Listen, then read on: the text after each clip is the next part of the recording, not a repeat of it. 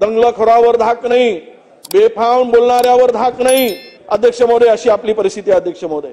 नागपूर हे माननीय मुख्यमंत्र्यांचं घर आहे। या आपल्या घरात आग लागली का, कोणी लावली? 350 वर्षापूर्वीची औरंगजेबाची कबर उघडून टाकायची म्हणून हा कबरीचा मुद्दा नागपूरचा काही संबंध नसताना तिथे जाळपोळ का झाली, दगडफेक का झाली, लोकांच्या घरांचं वाहनांचं नुकसान का झालं, याचं उत्तरही या ठिकाणी अपेक्षित आहे अध्यक्ष महोदय। हे दगड आले, शस्त्र आलेत, पेट्रोल बॉम्ब आलेत असं उपमुख्यमंत्री सन्माननीय शिंदे साहेब काल सांगत होते। हे सगळं जमा होते, हे प्री प्लॅन होतं, पूर्वनियोजित होतं। मग हे पोलिसांचं फेल्युअर नाही का? हे इंटेलिजन्स काय फेल्युअर नाही काय? आपल्या इंटेलिजन्स काय करत होती यंत्रणा ज्यावेळेस जर हे पूर्वनियोजित होता अध्यक्ष महोदय? स्थानिक चॅनल त्यामध्ये दाखवले गेले, 1.5 तास वारंवार काही चॅनलनी दाखवले अध्यक्ष महोदय, वारंवार दीड तासापासून पोलिसांना फोन केला जात होता। हे सगळं घडून गेल्यावर पोलीस इथे आले। पहिल्यांदा पोलीस 1.5 तास फोन करून सुद्धा कुठेही त्या पोलिसांपर्यंत तिथे पोहोचले नाहीत। मग हे पोलीस काय करत होते हा खरा प्रश्न अध्यक्ष महोदय या ठिकाणी आहे। आजही स्थानिक लोक सांगतात ज्या गल्लीत हल्ला झाला तिथे बॅरिकेड्स लावा म्हणून, त्याकडे कोणी जाऊ नये म्हणून पोलिसांना विनंती केली, पण पोलीस म्हणाले आमच्याकडे स्टाफ कमी आहे म्हणून तर गल्ल्या सुद्धा बंद करण्याचं काम केलं। आता यात दोष कुणाचा अध्यक्ष महोदय? पोलीस जर नागरिकांना सांगतात स्टाफ नाही, मग स्टाफ कमी आहे आणि त्यामुळे जर हे संपूर्ण रामायण महाभारत सांगत बसताय, पण कायदा आणि सुव्यवस्था राखणे सरकारचं काम नाही का? ही खरी प्रश्न आहे अध्यक्ष महोदय। तो तर तुम्ही सांगितलं की आपण दंगलखोरांना सोडणार नाही, कुणालाही आम्ही पाठीशी घालणार नाही, पण यात तेल ओतण्याचं काम कोणी केलं हे काय आपण सांगितलं अध्यक्ष महोदय? खरं तर संविधानाची शपथ घेऊन एक मंत्री आपल्याला काय बेफाम वक्तव्य करतो अध्यक्ष महोदय, हे आपण कसं सहन करणार? या देशातील एक प्रगत अशा राज्याचे मंत्री म्हणून आपल्याला अशी वक्तव्य करताना मुख्यमंत्री महोदयांनी त्यांना समज देण्याचं काम का केलं नाही? छत्रपती शिवाजी महाराजांच्या सैन्यात मुस्लिम नव्हते, अरे हा कुठला शोध आणला गेला? ही कुठली म्हणजे अशा पद्धतीचं टेप रेकॉर्ड वाजवलं जातं अध्यक्ष महोदय? स्वराज्याची लढाई हे इस्लाम विरोधी होती, हिंदू मुस्लिम विरोधी लढाई नव्हती। या लढाईत आमच्या राजाने हिंदू धर्म इस्लाम विरोधी झुकू दिला नाही वगैरे इतिहास सांगत बसताना त्यांच्या सैन्यात मुस्लिमच नव्हते सांगणं म्हणजे हा इतिहासाला किती तोडमोड करून सांगणं आहे। आणि ते एक मिनिस्टर म्हणतात त्याच्या पलीकडे जाऊन सांगतात केरळ म्हणजे मिनी पाकिस्तान, आणि आमच्या नेत्यांना सांगतात की दहशतवादाच्या भरोशावर मतदान झालं म्हणून निवडून आले।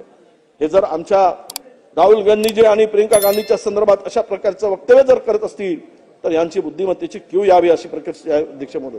ईव्हीएम म्हणजे वोट अगेन्स्ट मुल्ला अशा प्रकारचं बेताल वक्तव्य ही मंडळी करत असतात।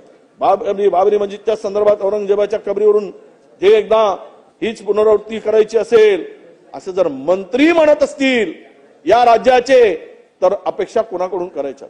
भडकवतो कोण, तेल कोण घालतोय, सुरुवात कुणापासून होते आहे याचा प्रश्नाचं उत्तर मिळणं या निमित्तानं आम्हाला अपेक्षित आहे अध्यक्ष महोदय। आता मला सांगा, संविधानाची शपथ घेऊन झालेल्या मंत्री महोदयांनी अशा प्रकारचे द्वेषपूर्ण वक्तव्य करणं, दोन समाजामध्ये वाद निर्माण करणं, त्याला तुम्ही साधा जाब विचारत नाही, त्याचा राजीनामा घेत नाही, मग ह्याला आपण काय म्हणायचं अध्यक्ष महोदय?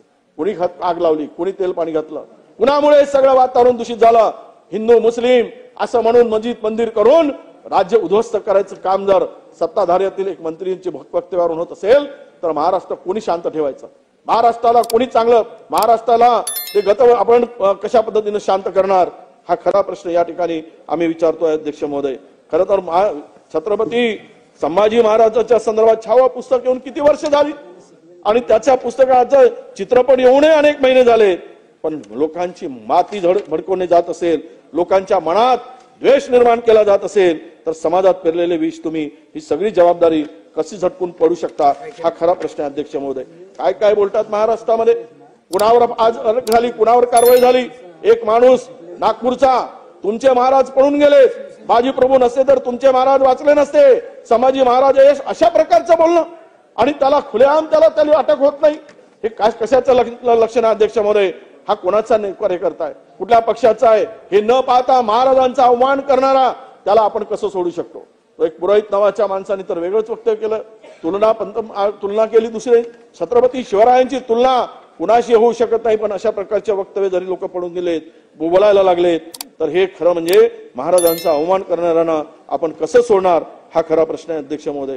ज्या छत्रपती संभाजी महाराजांबद्दल आपण जे आव आणून एक माणूस बोलत होता ज्याचं नाव कोरटकर होतं, त्याचं काल जामीन नाकारला कोर्टाने, पण त्यांनी जी परिस्थिती खराब केली त्यावरही या सरकारनं कारवाई करण्याची अपेक्षा आहे. अध्यक्ष महोदय, काय झालं अध्यक्ष महोदय, या सगळ्यामध्ये कायदा सुव्यवस्थेचे 3-13 झाले. अध्यक्ष महोदय, असं म्हणतात की महाराष्ट्र कायदा सुव्यवस्था राखणारा देशातील 1 नंबरचं राज्य होतं, परंतु आज मात्र या राज्याकडे संशयानं बघितलं जातं. या राज्याची पत कायदा सुव्यवस्थेमध्ये घसरल्याची परिस्थिती अध्यक्ष महोदय निर्माण झालेली आहे.